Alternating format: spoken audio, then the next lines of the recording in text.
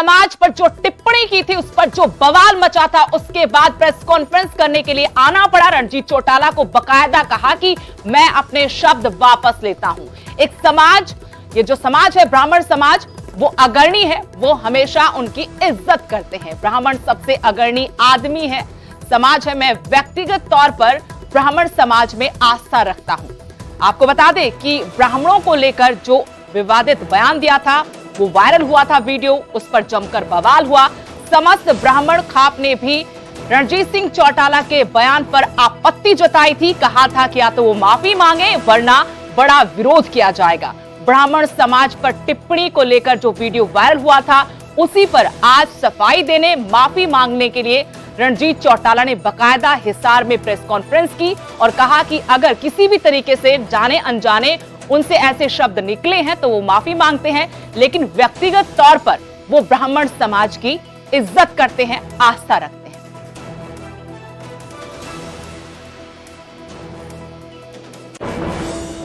कोई जाने अनजाने में कैसे एक शब्द के सिक्के से कल से जो घूम रहा है, मैं उस पर जरा स्पष्टीकरण देना चाहता हूँ। ब्राह्मण समाज सदा से मैं सालासर जाता हूँ, बराबर पिछले 2 साल के दौरे पर भगवान को मानते हैं, ईश्वर को मानते हैं, और ये जब ये रास्ते दिखाए जाते हैं, ये ब्राह्मण के कहने से सीख रहा। तो ईश्वर को मानता हूँ, जो ईश्वर की भक्ति करने में जो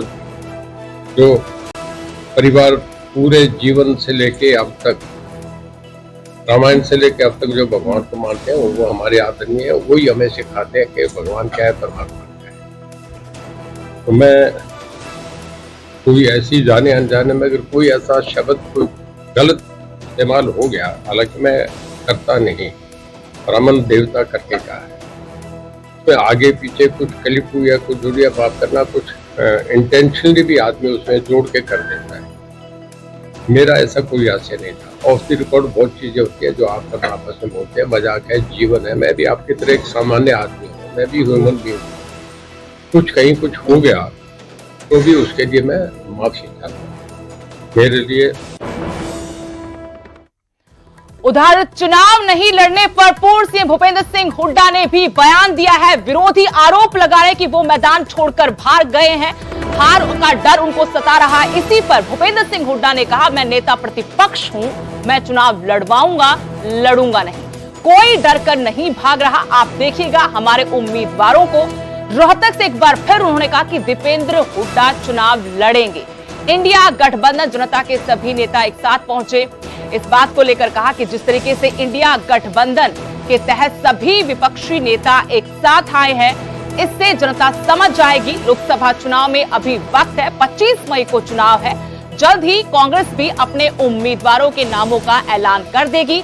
विरोधी लगातार हुड्डा परिवार पर, पिता पुत्र पर आरोप लगा रहे हैं कि वो अपनी हार सामने देखकर घबरा गए हैं, चुनाव मैदान छोड़ दिया है। भूपेंद्र सिंह हुड्डा ने इसी का जवाब देते हुए कहा कि मैं नेता प्रतिपक्ष हूं, मैं चुनाव लड़वाऊंगा, लड़ूंगा नहीं। हुड्डा हमारे साथ बातचीत करने के लिए मौजूद हैं। लोकसभा चुनाव की तैयारियां शुरू हो गई है, ऐसे में कांग्रेस की टिकट कब आ रही है सर? क्योंकि 25 मई को चुनाव होने वाले हैं, कैसी तैयारियां चल रही हैं? नहीं तो बहुत दूर है, अभी तैयारी हो रही है। हमारी स्क्रूटनी कमेटी की मीटिंग होनी है। स्क्रूटनी कमेटी मीटिंग के बाद हम सेंट्रल इलेक्शन कमेटी में जाएंगे, वहाँ फाइनल की जाएगी। कांग्रेस के कई लोग टूट कर गए और भाजपा ने उनको टिकट दी है, ऐसे में कांग्रेस के कैसे उम्मीदवार रहेंगे? क्योंकि भाजपा कह रही है कि इनके तमाम बड़े नेता चुनाव नहीं लड़ना चाह रहे। सब चुनाव जो जिसको पार्टी कहेगी वो चुनाव लड़ेगा। सर, कल गठबंधन में तमाम लोग आप लोग शामिल हुए, एक साथ एकजुट होकर दिखे, किस तरीके से रहेगा, इसका प्रभाव पड़ेगा सर लोकसभा चुनाव? बिल्कुल, इतना मार रैली थी वहाँ, 18 पार्टियाँ इकट्ठी हुई, एक यूनिटी शो हुआ और ये दिखाया है कि प्रजातंत्र में पक्ष विपक्ष दोनों मजबूत होने चाहिए, जब भी प्रजातंत्र मजबूत हो। सर, आप लीडिंग में रहेंगे या फिर चुनाव आप भी लड़ेंगे? क्योंकि रोहतक में काफ़ी इंपॉर्टेंट रहने वाला है इस बार, वहाँ क्या कुछ रहेगा? रोहतक में तो जो है अभी तक तो दीपेंद्र सिंह का नाम है, पार्टी फैसला करेगी। आप लड़ेंगे सर चुनाव? नहीं, मैं लीडर ऑफ अपोजिशन हूँ, मैं लड़वाऊंगा चुनाव। धन्यवाद हमसे बातचीत करने के लिए। तो आप सुन रहे थे भूपेंद्र सिंह हुड्डा को साफ तौर पर कहना है कि जल्द ही टिकट की घोषणा होगी और रोहतक से दीपेंद्र हुड्डा चुनाव लड़ेंगे। नई दिल्ली से मैं रवि मिश्रा, न्यूज़ 18। सांसद संजय भाटिया को बड़ी जिम्मेदारी मिल सकती है। पूर्व सीएम मनोहर लाल ने इसके संकेत दिए हैं। एक बार फिर से संजय भाटिया की जमकर तारीफ करते नजर आए मनोहर लाल, जो कि करनाल लोकसभा से इस बार बीजेपी के उम्मीदवार, यहीं से पिछली दफा चुनकर आए थे संजय भाटिया।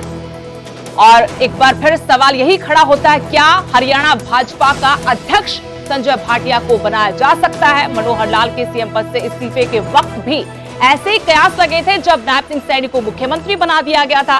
करनाल सीट अब क्योंकि मनोहर लाल वहां से चुनाव लड़ रहे हैं, ऐसे में जिस तरीके से आज मन से पूर्व मुख्यमंत्री मनोहर लाल ने जमकर तारीफ की है संजय भाटिया की, उसके बाद एक बार फिर से इन चर्चाओं को हवा मिल गई है।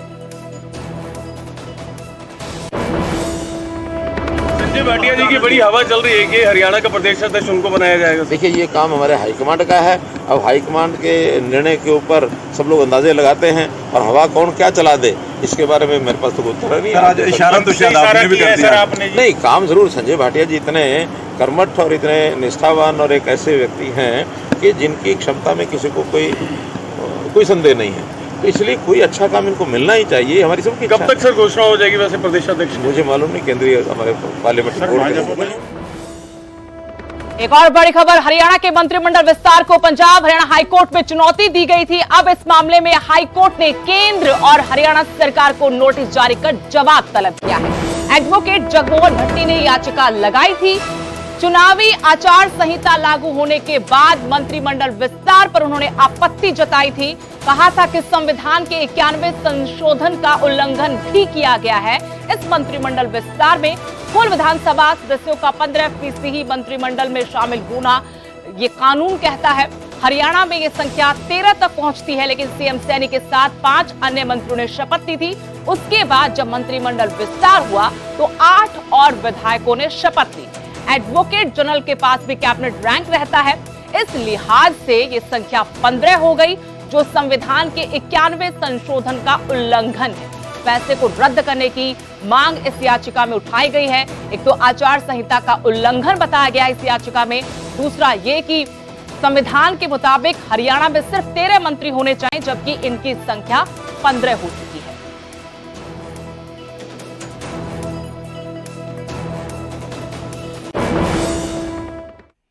भिवानी से बड़ी खबर, पूर्व उप मुख्यमंत्री दुष्यंत चौटाला कांग्रेस पर जमकर बरसे हैं। कहा कि कांग्रेस के बड़े नेताओं ने चुनाव लड़ने का दम नहीं दिखाया है, उनमें दम नहीं है चुनाव लड़ने का। वीरेंद्र सिंह में दम है तो बड़ी रैली करके दिखाएं। सत्ता में रहने वाली पार्टी को लेकर कहा, क्योंकि सवाल पूछा गया था अरविंद केजरीवाल को लेकर, तो दुष्यंत चौटाला ने कहा कि सत्ता में रहने वाली पार्टी एजेंसियों का दुरुपयोग करती है। बीजेपी का चेहरा नई कांग्रेस का चेहरा है। इससे पहले भी बीजेपी को लेकर वो कह चुके हैं कि बीजेपी का नाम बदलकर नई कांग्रेस रख देना चाहिए। जब पूछा कि उम्मीदवारों के नामों का ऐलान कब तक होगा, तो दुष्यंत चौटाला ने कहा कि नवरात्रों में वो अपनी पार्टी के उम्मीदवारों के नामों का ऐलान कर देंगे। एजेंसीज का दुरुपयोग तो हमेशा से सत्ता में रहने वाले लोगों ने किया है।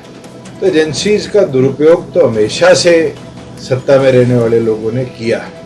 तो एजेंसीज का दुरुपयोग तो हमेशा से सत्ता में रहने वाले लोगों ने किया है। तो एजेंसीज का दुरुपयोग तो हमेशा से सत्ता में रहने वाले लोगों ने किया। उधर यमुनानगर में कृषि मंत्री कंवरपाल गुर्जर ने बरसात और ओलावृष्टि से खराब हुई फसलों का मुआयना किया, जायजा लिया कितना नुकसान हुआ है। जगाती के गांव ताहरपुर के खेतों में कृषि मंत्री पहुंचे, वहीं से कृषि मंत्री ने उच्च अधिकारियों से फोन पर बात की। कहा कि सरकार फसलों के नुकसान की भरपाई करेगी। आपको बता दें कि बारिश ओलावृष्टि की वजह से फसलों को खासा नुकसान पहुंचा था। कृषि मंत्री कंवरपाल गुर्जर उसी नुकसान का जायजा लेने के लिए खेतों में पहुंचे। मौके से ही अधिकारियों को फोन लगाया और जरूरी दिशा निर्देश देते हुए नजर आए। ये भी आश्वासन अन्नदाता को दिया कि जितना नुकसान हुआ है उसकी भरपाई सरकार जरूर करेगी।